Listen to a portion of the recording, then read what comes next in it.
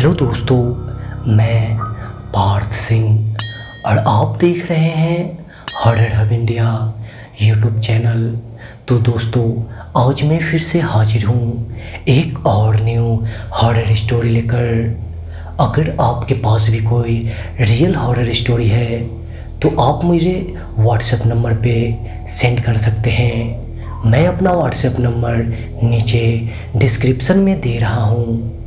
तो दोस्तों, यह स्टोरी मुझे मेरे एक सब्सक्राइबर ने भेजी है, तो हेडफोन लगाइए और इस स्टोरी का मज़ा लीजिए।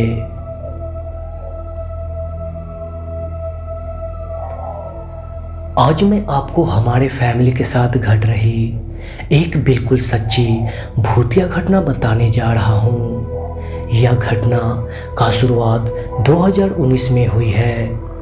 तो बात ऐसी है कि मेरा घर जहाँ भी है वहीं मेरे घर से सटकर एक और घर है। 2019 में उस घर में रहने वाले एक आंटी ने अपने आप को आग से जलाकर सुसाइड कर लिया था। लोग बताते हैं कि उसके सुसाइड के पीछे उसके हस्बैंड और उसके सासू माँ की हाथ है। अक्सर जब वह औरत जिंदा थी तो उसके घर में से लड़ाई की आवाज़ें अक्सर आती रहती थी। शायद उसके हस्बैंड और सासू माँ उसके ऊपर बहुत ज़्यादा टॉर्चर किया करती होगी, इसलिए उस आंटी ने इतना मुश्किल रास्ता चुना अपने आप को ख़त्म करने के लिए। उस आंटी के मरने के 10 दिन बाद से ही उस घर से रातों में अजीबोगरीबे आवाज़ें आने लगी थी। रोने की आवाज़ें, चिल्लाने की आवाज़ें, हंसने की आवाज़ें। उस आवाज़ को हम सभी सुना करते थे।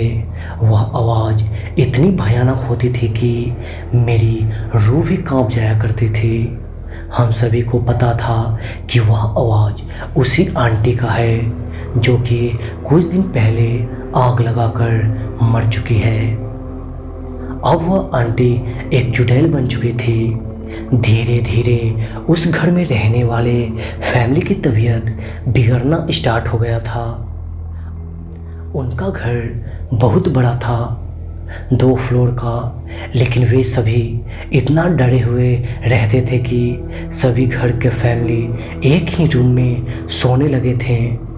उस घर में एक डॉग भी रहा करता था जो कि नस्ल से एक रॉटविलर था जिसका नाम रॉकी था। एक दिन जब मैं मॉर्निंग में उठा तो मैंने बगल वाले उसी घर में रोने की आवाज़ें सुनी। थोड़ा पता लगाने पर मुझे पता चला कि वह डॉग जिसका नाम रॉकी था उसको किसी ने मार डाला है। दरअसल रात में उनके सभी फैमिली के साथ रॉकी भी एक ही रूम में फर्स्ट फ्लोर पर सोया करता था। लेकिन जब वे सो रहे थे तो अचानक रॉकी डॉग की चिल्लाने की आवाज़ें आने लगी, मानो रॉकी को कोई मार रहा हो और वह अपने मालिक से मदद मांग रहा हो। जब रॉकी की आवाज़ें सुनकर सभी घर वाले उठे तो उन्होंने पाया कि रॉकी तो उनके रूम में है ही नहीं। रॉकी की आवाज़ सेकंड फ्लोर से आ रही थी, लेकिन कोई भी सेकंड फ्लोर पर जाने का हिम्मत नहीं कर सका क्योंकि उनकी मरी हुई वाइफ, मतलब कि वह चुड़ैल, ऊपर सेकंड फ्लोर पर ही रातों को घूमा करती थी। रात को किसी ने भी रॉकी की मदद नहीं किया। मॉर्निंग हुई तो सभी घर वाले सेकंड फ्लोर पर रॉकी की ढूंढने गए, लेकिन रॉकी मर चुका था। रॉकी का पूरा शरीर बाथरूम में टॉयलेट सीट में ठूसी हुई थी। इतना छोटे टॉयलेट सीट में पता नहीं कैसे रॉकी की बॉडी ठूसी होगी। उसकी मौत बहुत ज़्यादा ही दर्दनाक हुई थी। सबको पता था कि उसको उसी चुड़ैल ने मारा है। खैर, उसी मंथ के आसपास मेरे बड़े भाई जो कि बेंगलोर में रहते थे, वह वहाँ पर इंजीनियरिंग की स्टडी किया करते थे। वह करीब 1 साल बाद अपने घर आए थे। एक रात जब वह रात में करीब 1 बजे छत पर अपनी गर्लफ्रेंड से बातें कर रहे थे तो उन्होंने देखा सामने उसी छत पर अचानक एक औरत ने न जाने कहां से आ गई। उस औरत का पूरा शरीर आग की लपटों में जकड़ा हुआ था। वह आग के कारण छत पर इधर उधर दौड़ रही थी और छत पर एक जगह गिर गई। भैया कुछ करते उससे पहले ही वह औरत उठी और खड़ी हो गई और भैया को देख हंसने लगी। भैया ने जब गौर से देखा तो उसने पाया कि वह वही आंटी थी जो कि कुछ मंथ पहले अपने आप को आग लगाकर मार चुकी थी। भैया ने देखा कि उस चुड़ैल का बॉडी का मांस जलने की वजह से गल गल कर जमीन पर गिर रहा है। पूरा छत खून और मांस के टुकड़े से भरा पड़ा हुआ था। वह चुड़ैल एकदम भयानक दिख रही थी। वहाँ एक अजीब सी गंध भी आ रही थी। इतना देखते ही भैया वहीं बेहोश होकर गिर गया। जब मॉर्निंग में उसको होश आया तो रात वाली बात हम सभी को बताया।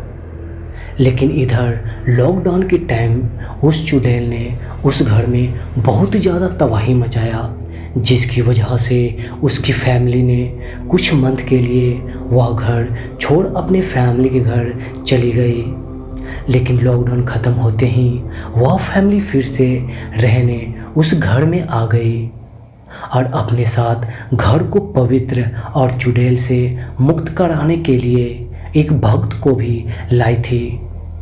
उस भगत ने पूरे 7 दिन तक उस घर में पूजा और हवन करवाया और उस घर को चारों तरफ से तंत्र मंत्र की शक्तियों से बांध दिया ताकि वह चुड़ैल फिर से इस घर में ना आ पाए। पूजा पाठ कराने के बाद वह घर सच में शांत हो गया था। उसके बाद किसी ने भी उस चुड़ैल को नहीं देखा। लेकिन कुछ मंथ पहले एक दिन जब मेरे पापा रात को फर्स्ट फ्लोर से सेकंड फ्लोर पर जा रहे थे सीढ़ियों से, तो वहीं सीढ़ियों पर वह चुड़ैल एकदम गुस्से में खड़ी थी। यह देख पापा की पैर लड़खड़ाया और वह सीढ़ियों से नीचे गिर गए। पापा को काफ़ी चोटें आई थी। लेकिन उस रात से अब वह चुड़ैल अपने घर में नहीं बल्कि अब मेरे घर में रहने लगी है। वह हम सभी को बहुत परेशान करती है। हम लोग बहुत डरे हुए हैं। पापा ने बहुत सारे पंडित को बुलाया लेकिन कोई उसको मेरे घर से भगा नहीं पा रहा। अक्सर रातों में जब मैं गहरी नींद में होता हूँ तो वह मेरे छाती पर बैठ जाती है। उस टाइम मैं अपनी बॉडी हिला भी नहीं पाता और ना कुछ बोल पाता हूँ। वह बहुत डरावनी है। वह जब मेरी छाती पर बैठती है तो उसके शरीर से एक अजीब सी बदबू आती है, बिल्कुल वैसे ही बदबू जैसे एक मांस को जलाने पर आती है। वह मेरे छाती पर बैठकर रोती रहती है। पता नहीं आगे क्या होने वाला है।